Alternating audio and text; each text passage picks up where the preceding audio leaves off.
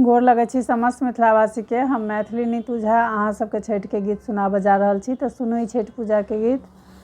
सुनो सुनो है छठी मैया, सुनो सुनो दीनानाथ, सुनो सुनो दीनानाथ।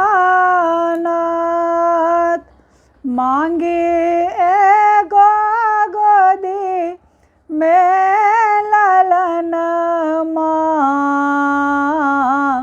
बानल रहे अहि बात, बानल रहे अहि बात। सुनो सुनो है छठी मैया, सुनो सुनो दीनानाथ, सुनो सुनो दीनानाथ। बांसा का सुपतिया कोनिया,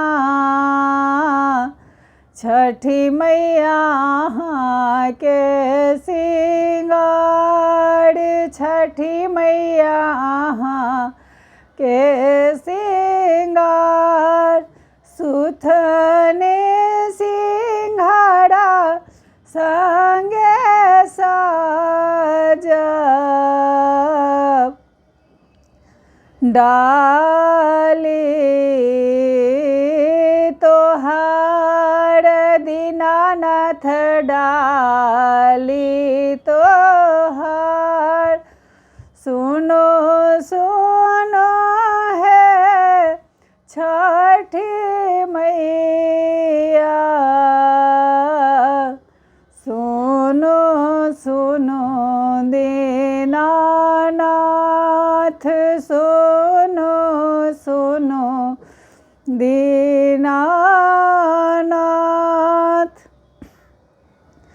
सुना सुना लागे मोरा अंगना, छठी मैया पूरा करू आस, छठी मैया पूरा करू आस। आस राना मैया, जहिया पुरतै आस, जहिया पुरतै सब आस।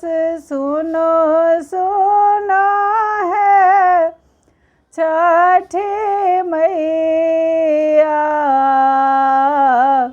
सुनो सुनो दीनानाथ,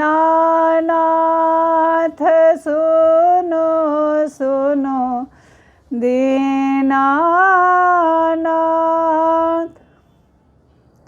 नटुआ नचायब चर पर, छठी मैया आहीं केर घाट, छठी मैया आहीं केर घाट।